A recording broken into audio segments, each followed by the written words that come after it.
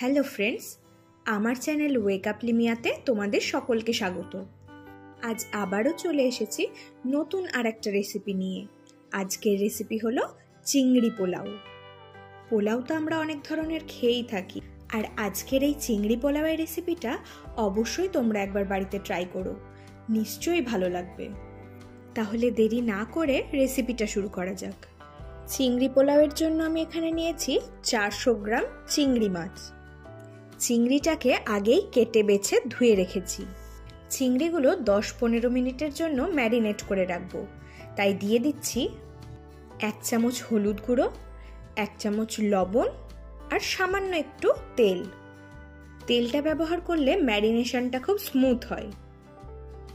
এবারে চিংড়িগুলো নুন হলুদের সাথে মাখিয়ে নিয়ে 10-15 মিনিটের জন্য রেখে দেব। অন্যদিকে পোলাও বানানোর জন্য নিয়ে নিয়েছি 750 গ্রাম বাসমতি চাল।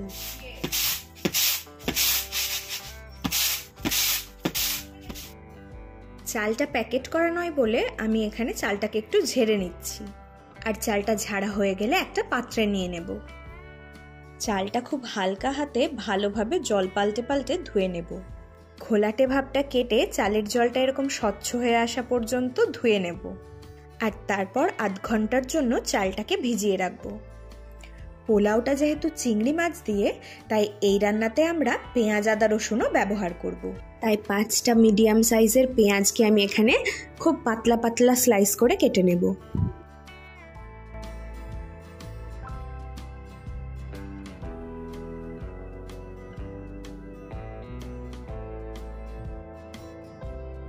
আর 3 ইঞ্চি মতো আদাও আমি এখানে স্লাইস করে নিচ্ছি। আর একটা ছোট্ট সাইজের রসুনের কোয়াগুলো আমি এখানে ছাড়িয়ে নিয়েছি। এবারে আদা আর রসুনটাকে একটা মিক্সিং জারে দিয়ে পেস্ট করে নেব। পোলাওয়ের একটা স্পেশাল মশলা বানানোর জন্য শুকনো খোলায় দিয়ে দিচ্ছি 1টা জয়িত্রী ফুল, 1 চামচ গোলমরিচ আর 1 চামচ সাজিরা। তারপরে এটাকেও ঠান্ডা করে গুঁড়ো করে নেব। এবারে চিংড়ি মাছগুলো ভাজার জন্য কড়াইতে বেশ খানিকটা পরিমাণ রিফাইন অয়েল দিয়ে দেব।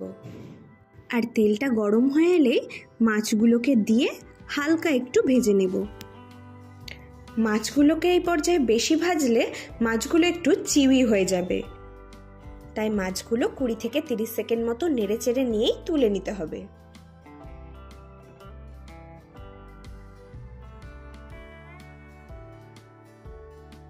এবারে ওই মাছ ভাজা তেলের মধ্যে আরও 2 চামচ পরিমাণ ঘি অ্যাড করে দেব।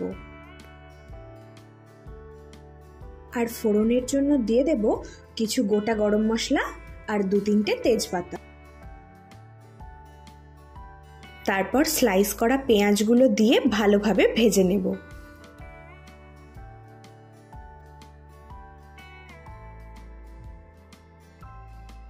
আর পেঁয়াজটা ভাজতে ভাজতে কালারটা চেঞ্জ হয়ে যখন এরকম সুন্দর একটা ব্রাউন কালার চলে আসবে, এই পর্যায়ে দিয়ে দেব আগে থেকে বেটে রাখা আদা রসুনের পেস্টটা। আমি এখানে 3 চামচ মতো আদা রসুনের পেস্টটা ব্যবহার করেছি। আর আদা রসুনের পেস্টটাকেও কিছুক্ষণ কুক করে নেব, যতক্ষণ না পর্যন্ত আদা রসুনের কাঁচা গন্ধটা চলে যায়। আর এই পর্যায়ে দিয়ে দিচ্ছি আমি স্বাদ মতো লবণটা। এখানে লবণের পরিমাণটা আমি একটু বেশি ব্যবহার করছি, কারণ রাইসটা সেদ্ধ হয়ে যাওয়ার পর যাতে রাইসের ভেতরেও খুব ভালোভাবে লবণটা ঢুকে যায়। আর দিয়ে দিচ্ছি স্বাদ মতো চিনি। আর এগুলো সামান্য একটু মিশিয়ে নিয়েই দিয়ে দেব আগে থেকে ভেজে রাখা চিংড়ি মাছগুলো।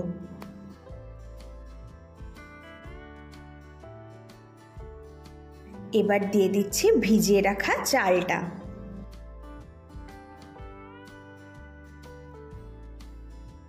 আর মশলার সাথেও চালটাকে 2 মিনিট মতো ভেজে নিয়ে দিয়ে দেব পরিমাণ মতো জল।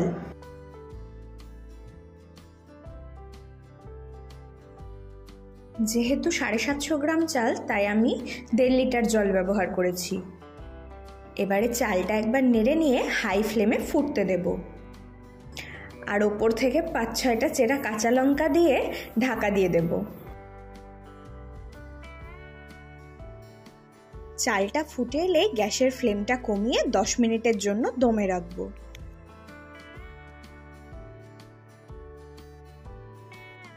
আর 10 মিনিট পর ঢাকনা খুলে আগে থেকেই গুঁড়ো করে রাখা মশলাটা 2 চামচ মতো দিয়ে আবারও ভালোভাবে নেড়ে দেব। আর আবারও 5 মিনিটের জন্য ঢাকনা দিয়ে দেব। সবশেষে গ্যাসের ফ্লেমটা অফ করে ওপর থেকে 2 চামচ ঘি ছড়িয়ে ঢাকনা দিয়ে পোলাওটা সেট হতে দেব। এতে করে পোলাওটা একেবারে ঝরঝরে হবে। তাহলে খুবই সহজ উপায়ে চিংড়ি পোলাওয়ের রেসিপিটা শেখাতে পারলাম তো। আর আমার মতো করে তোমরাও যদি বাড়িতে বানিয়ে নাও তাহলে তোমাদের পোলাওটাও একেবারে ঝরঝরে আর পারফেক্ট হবে। রেসিপিটা যদি তোমাদের ভালো লেগে থাকে অবশ্যই কিন্তু কমেন্টে জানিও। আর তোমরা আরও কী রেসিপি দেখতে চাও অবশ্যই আমাকে কমেন্ট করো। আর আমার ভিডিওগুলো ভালো লাগলে do like, comment, share and subscribe.